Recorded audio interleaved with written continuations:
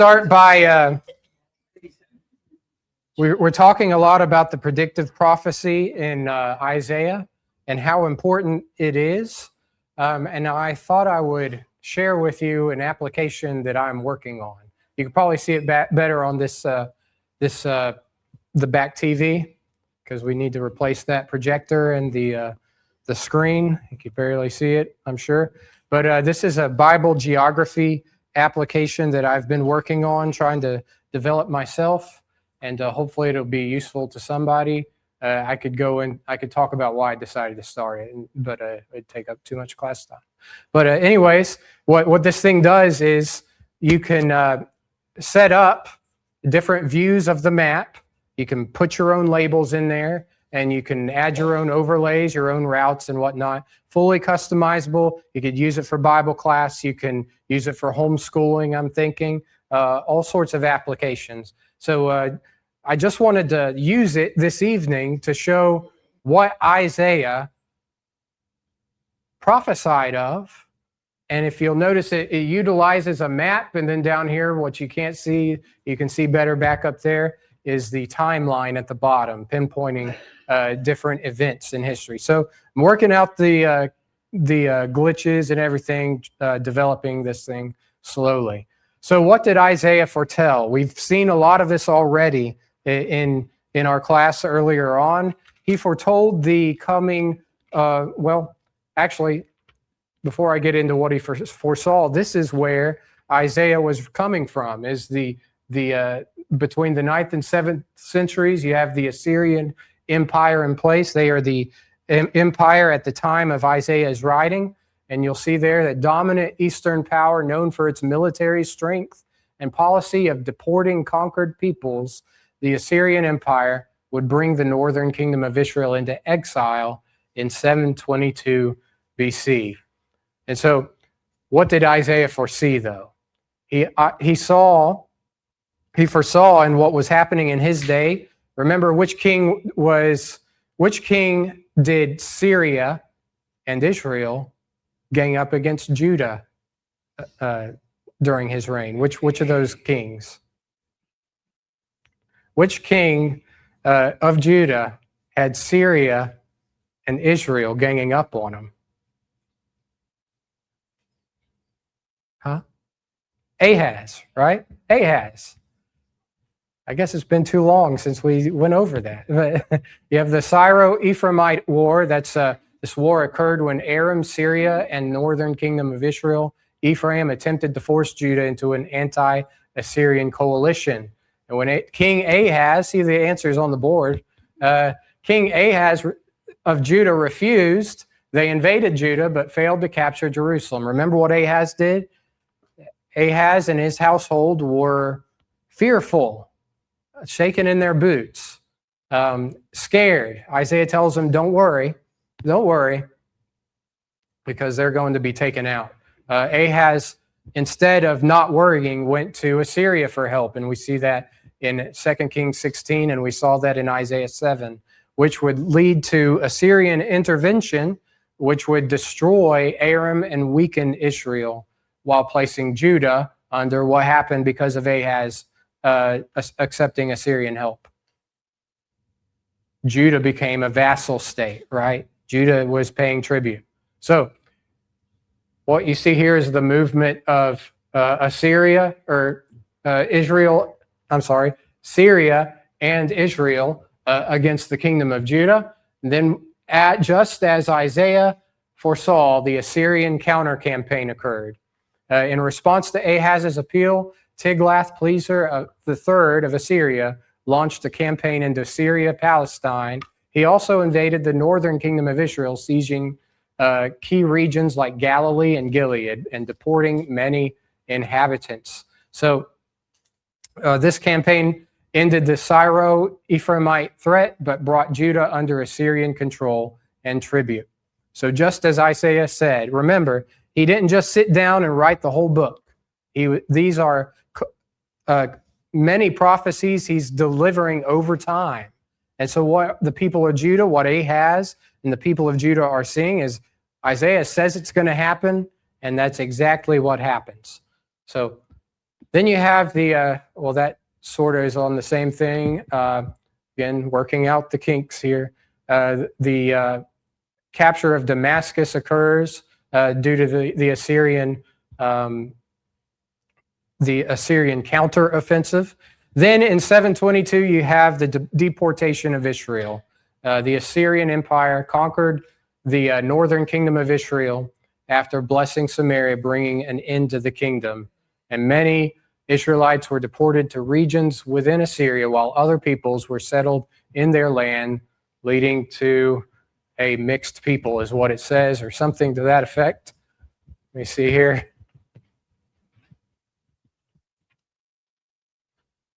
Just going to nudge it there.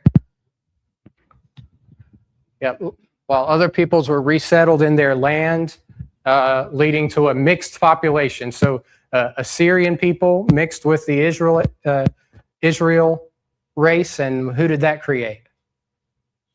The Samaritans, right? So, yeah, same difference. So that occurred. Then you have the Assyrian campaign against Judah. We talked about Sennacherib not immediately attacking Jerusalem first. Instead, he systematically reduced Judah's counter defenses. Who was king at this time? Hezekiah. Yep. So he reduced their outer defenses, especially Lachish, before pressuring Judah, and that is what Assyria's strategy was: isolate, weaken, and then demand submission rather than relying on decisive battle. That's what they did. Tried it against Judah. Jerusalem, did they succeed? No, they did not. Then we have the Battle of Carchemish. One of the things that Isaiah foresaw was the coming of the Babylonian kingdom. And that final straw, or the final nail, as it were, delivered to the casket of the Assyrian Empire was done at this Battle of Carchemish in 605 BC. Babylon became the chief power in Syria, Palestine.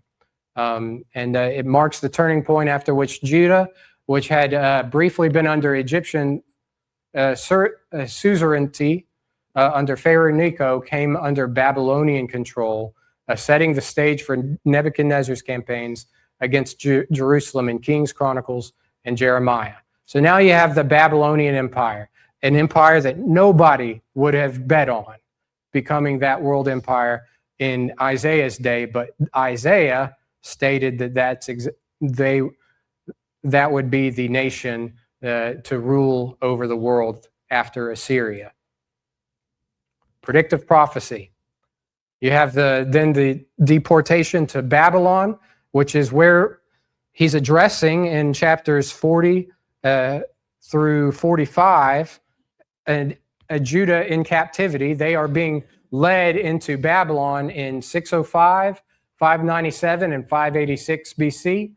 And that would culminate in the destruction of Jerusalem and the temple and the exile of many of the people into Babylon. You also had a remnant of them flee to Egypt. After the fall of Jerusalem in 586 and the assassination of the Babylonian appointed governor of Gedaliah, a remnant of Judah fled to Egypt out of fear of the Babylonian retaliation. You can see that in 2 Kings 25 and Jeremiah 41 through 43.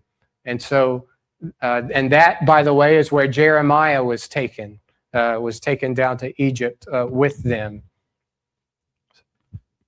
Isaiah said Babylon would become the nation in power. He said the people of Judah would be taken captive.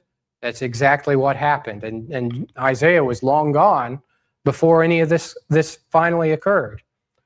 Then you have the Persian Empire, and that's what we're looking at mainly right now, being about to begin chapter 44. The Persian Empire rose under Cyrus the Great, who conquered Babylon in 539 BC, became the dominant power over the Near East.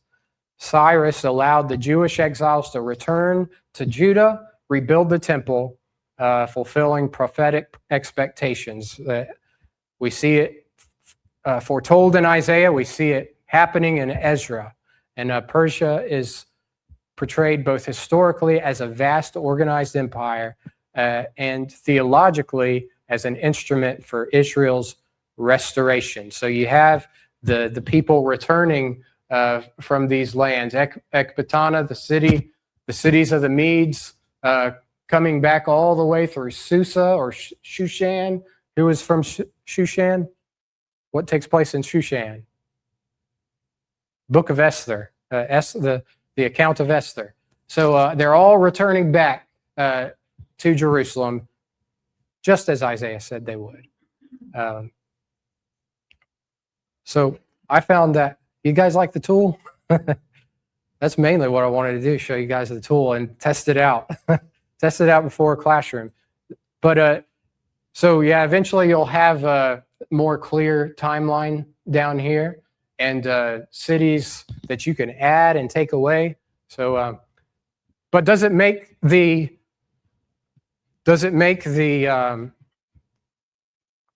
thread of what Isaiah is talking about more clear to you? To see it there on the map, see them coming all the way from Assyria to capture the land, seeing them come all the way from Babylon. It makes it more real when you see it on the map of the earth, right? So that's what I hope to do. God called his shot, part 2. There's some that would say, again, we are in Isaiah chapter, be around 41, if you'd like to turn there. We saw the courtroom that Isaiah had set up of the Babylonian, or actually any false god, not just the Babylonian false gods. He calls out Babylonian gods by name throughout these chapters. But it's really we have that period of 160 years where God through Isaiah says, I'm going to raise up this man, Cyrus. He's going to come from the east. Actually, you could say he's going to come from the northeast. He's going to take over. He's going to rule over kings. He's going to send my people back home, and they're going to rebuild the temple. Isaiah makes all these predictions, but Isaiah names him by name. And then he presents this challenge to the false priests and the worshipers of all these false gods. What can you tell me about the future? Predict something. Try it. Give me an alternate future than what I'm predicting. Maybe give me an example of something that you've predicted in the past that's well documented that you can prove today. So they were in the courtroom, and there was what? There was silence. They could not match the power, the wisdom, the knowledge of God. So we're going to bring this forward and keep the courtroom open, because we've got some witnesses in modern day that object to this happening, that object to the idea that Isaiah was able to so specifically name Cyrus and name exactly what Cyrus would do 160 years before the man existed. And this is largely done, probably the most popular theory to object to God calling his shot is called the Deutero-Isaiah theory. The Deutero-Isaiah theory. So part 1, we established that an unnamed deliverer was entered as a written circulating exhibit. This wasn't just something that was written down and kept private. This was something that was circulated starting from 700 BC. And you see that formal challenge then being issued to every God's competition, basically. And then you have 160 years of silence from all of the competition. And Cyrus, we saw, was named as the decisive exhibit that is confirmed in Ezra 1.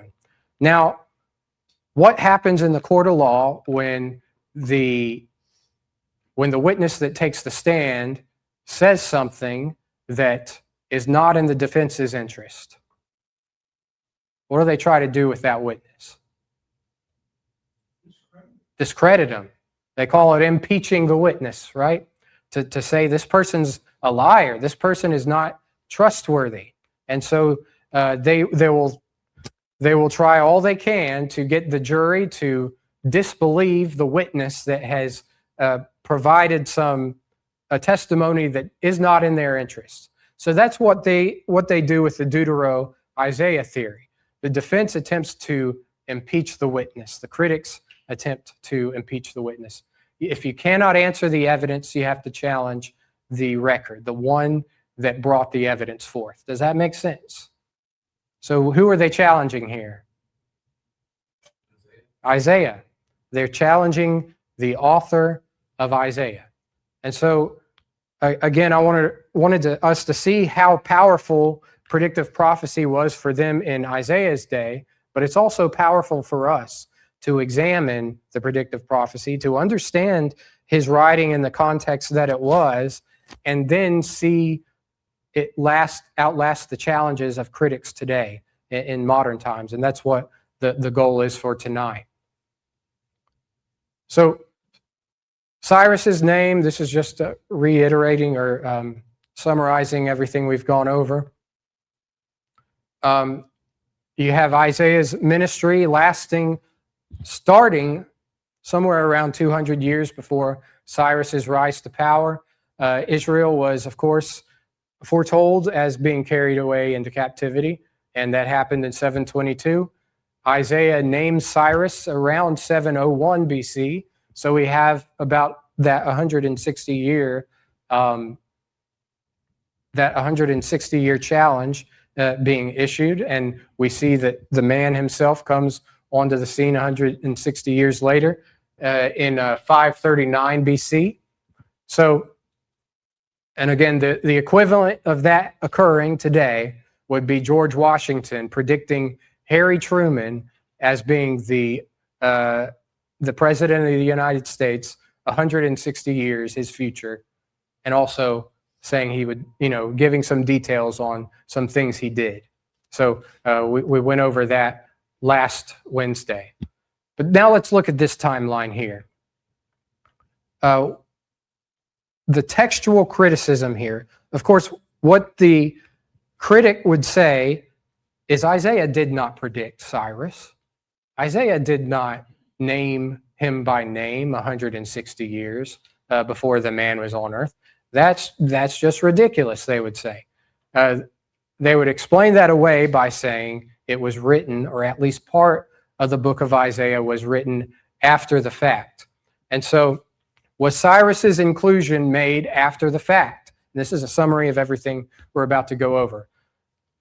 No, because the swift, we know that the Bible, especially back in the Old Testament, was very quickly in circulation, or what we call the Bible. The works of the prophets and all of these things were very quick to be put into circulation in the year of Isaiah and the years following. They were very good record keepers, and they were very good scribes. We'll talk about that. And it was very quickly put into canon what was from a prophet of God back then. Make sense to everybody? All right. So also, we have, and we'll look at the completed book of Isaiah in very early manuscripts, and we'll see the evidence from those completed manuscripts. We'll cite a lack of explicit 6th century historical markers. So Isaiah, it's pretty easy to find when someone's lying. When somebody puts on record something in written record, you have to be pretty near perfect to where some sleuth can't figure out, wait a second, you wouldn't have known this in the 6th century. You would be writing this way in the 6th century, but you're writing as though you're in the 8th century, for example. So there's a lack of explicit 6th century historical markers in it. Then we have, if you want to throw Isaiah out as being written by one man, the man Isaiah, you have to throw out the New Testament, basically, because many of the writers of the New Testament viewed Isaiah as the inspired word of God and cite it as being written by one man. And we'll look at that. Then we have just a lack of evidence to support that it was composed by different writers. So just look at this timeline here. Isaiah's ministry starts in 740 BC. Cyrus's rise to power is in 539 BC. Jeremiah in 535 BC by Daniel is cited as a prophet. Let's look at that.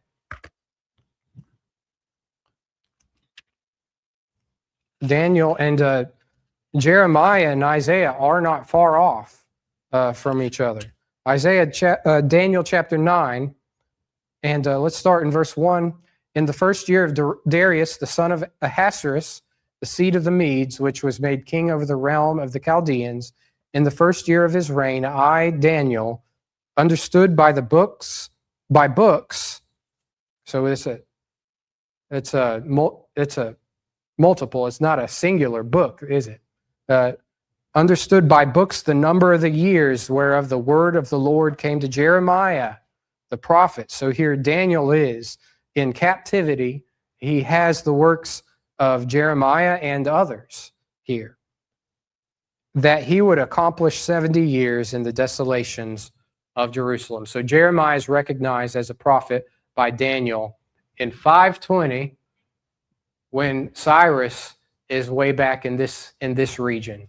I don't have the date in front of me. If some of you know the date of Jeremiah, then feel free to throw it out there. But that's a short time to be recognized as a prophet of God, isn't it? That's a fairly short time. So Zechariah references the former prophets in Zechariah chapter 1 and verse 4. That would occur around 520 BC. Now, the work on the Septuagint begins in 250 BC, and that's going to be important because guess what's in the Septuagint? Book of Isaiah.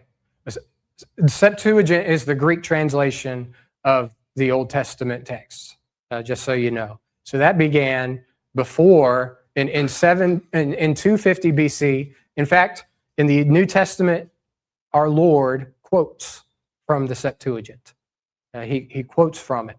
So that began all the way back in 250 BC. Relatively short period of time after Isaiah. Would you agree?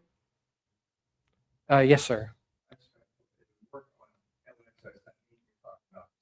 Septuagint, yes, sir. Did it take 70 years? Or I'm trying to look at the time frame. Okay, I don't know how long it took, but Isaiah's in it. Yes, sir. Is that they took 70 authors and spread them out and said, come up with the translation, see if they agreed? Is that where the 70 comes from? In referring to Septuagint, Yeah. I am not sure about that. Where are you guys getting 70? Oh, LXX. That's right. Yeah, I'm not sure. Do you know, Sean? Okay. I've never questioned it. I just saw LXX. That means Septuagint. I mean, such an authoritative source. Mm-hmm. There must be a reason for one person. Yeah. I'll try to get an answer for you by next Wednesday. Yeah. So but then we have 125 BC. Now this is something you cannot fake. This has happened decades ago. This thing was discovered decades ago. In 125 BC is the approximate date of the oldest copy of the book of Isaiah. That was found in the caves of Qumran among the Dead Sea Scrolls. It is a complete copy of Isaiah. And we'll talk about the evidence within the Isaiah scroll from Qumran in this lesson as well. So just looking at chapter 45 and verse 1.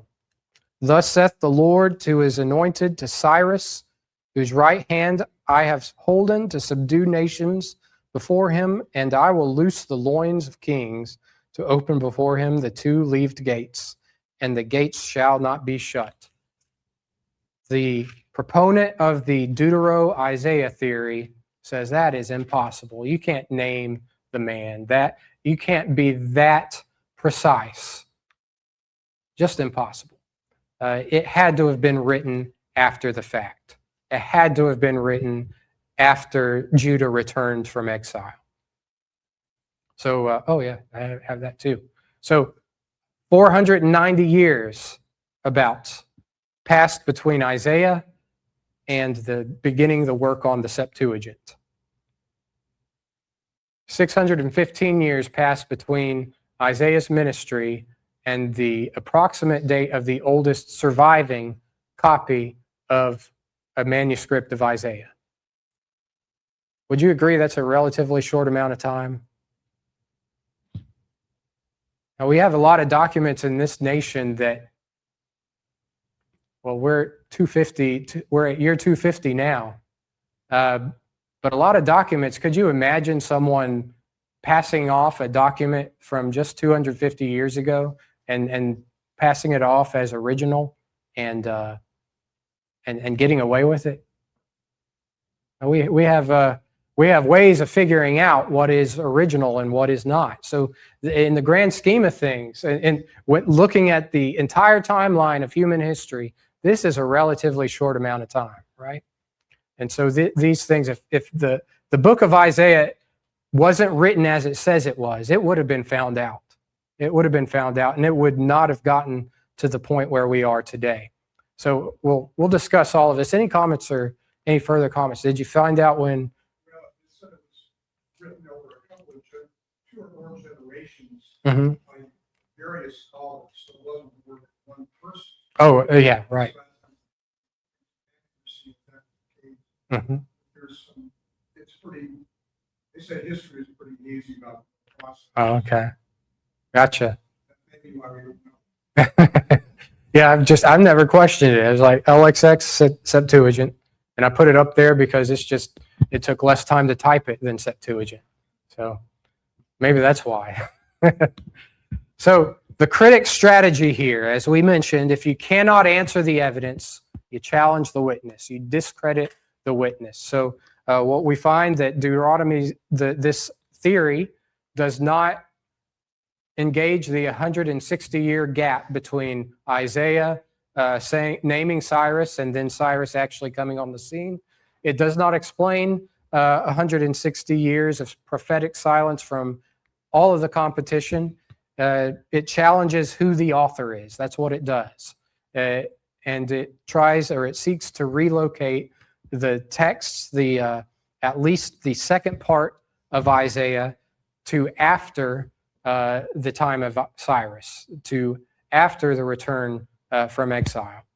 And so if the document is misdated, then if it occurred after their return, there's no miracle, is there? There's no prophetic foreknowledge here. So they're not disproving the prophecy and the preciseness of the prophecy. Rather, they're just relocating the author and changing his time. Does that make sense? All right. So this is a new theory. This was the first record we have of this was in 1775. So 251 years ago. That was easy. Johann Christoph Doderlein, I guess, and which at this point in history was what they referred to as the Enlightenment period. This is a period where, if in public schools, they'll probably tell you, a period where man was putting off superstitions and the ways of the belief in silly things is how they might frame it. But we also see it was a philosophical turn against God. And so this is happening, and take it from who's dishing it out. A guy from the Enlightenment period, a guy that thinks he knows better. So the first proposal of a second author for Isaiah was found in 1775. Prior to this, no Jewish or Christian scholar proposed that there was any such thing as a second author to Isaiah. So it's this theory is around 250 years old in a manuscript tradition that is over 2,000 years old. And it emerged precisely when the assumption that miracles were impossible were being applied to biblical texts. So take it with a grain of salt right away. Just looking at where it came from, looking at who was making it, and what the motives of that person might have been. That's just the history. You don't hear about a second author in thousands of years until this guy comes on the scene in 1775. So this theory has three claims. First claim is there's 2 or 3 authors, and they would say that Isaiah 1 through 39 is the 8th century prophet, 701 BC or around that, when Isaiah actually did write. Then they say that Isaiah 40 through 66 was an anonymous author, and he wrote between 550 and 539, actually during the time of Cyrus and during the return of Judah back from exile. And the purpose of this is to eliminate the predictive element, to eliminate prophecy. Claim number 2, Cyrus was written after the fact. They'll say it's too specific to be the 8th century BC. Therefore, it must be post-exile that it was written. It uses the miracle's precision, the fact that he was so precise in naming Cyrus, they're using that as evidence against it being a miracle. So they're using the precision of the miracle as evidence against the miracle. Isn't that crazy? So then there's claim 3, the stylistic difference. And so they're going to say it was written by 2 different hands because the style changes. Now let me ask you, do you ever write in different styles? I don't write my emails at work the way I do my texts to you guys, right? Yeah. I used to write home from the military when I was a kid or when I was 20. Mm-hmm. I read those letters when I was 50. And what idiot wrote this? Seriously. Yep. Yeah, on your part, that's a development, right? That's development. But also, they would say the vocabulary, the tone differ across halves. Well, does your vocabulary, does your tone change depending on how you're writing and what you're writing? If you're writing, if Isaiah, of course, most of this is what kind of literature? It's Hebrew poetry, right? And then we have a few chapters in between that are more like prose. That's just a historical account that he's given. So if you're writing poetry, you're going to write that differently than you do a historical essay, aren't you?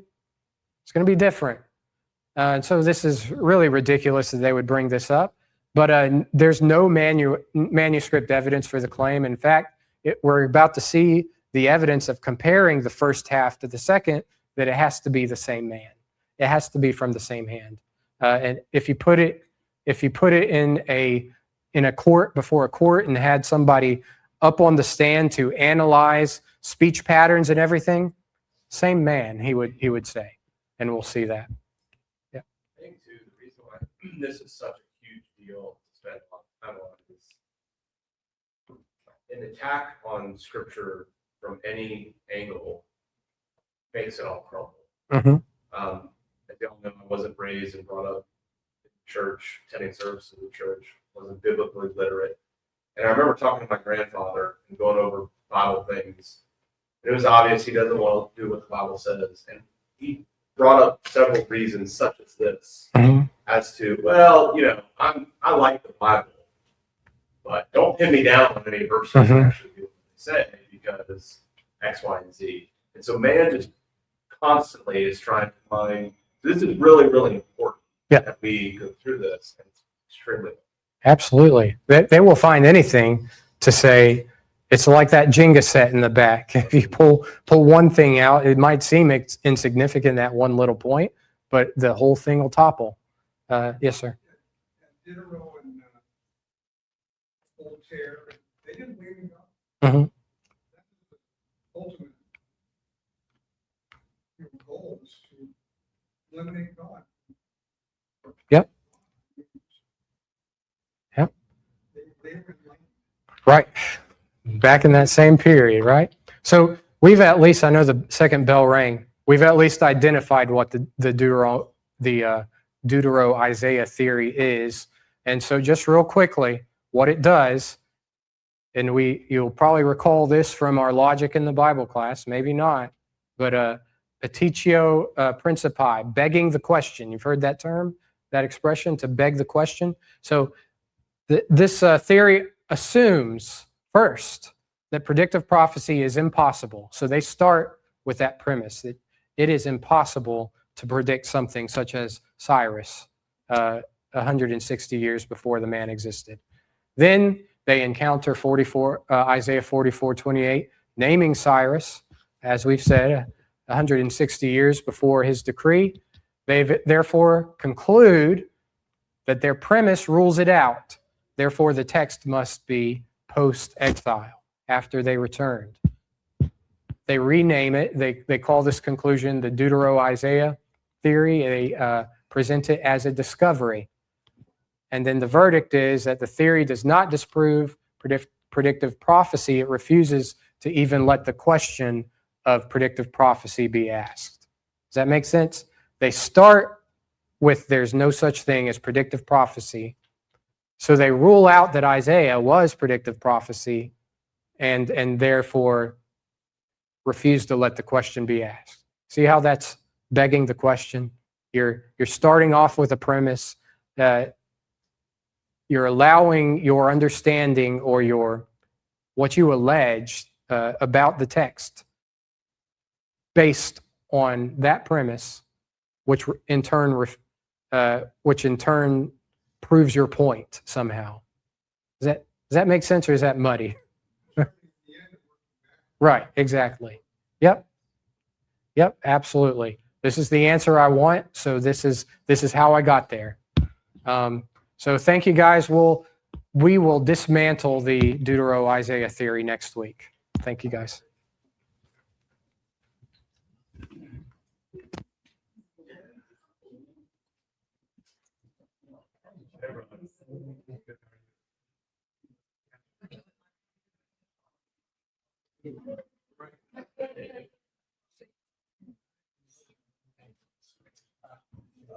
Yeah.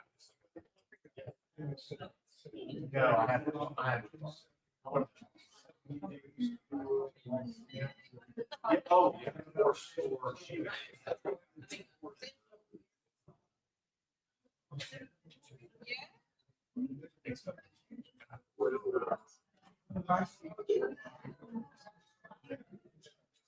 You already heard about that?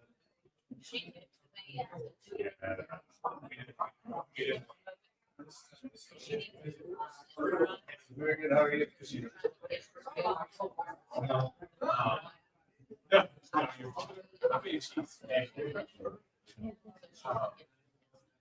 But yeah.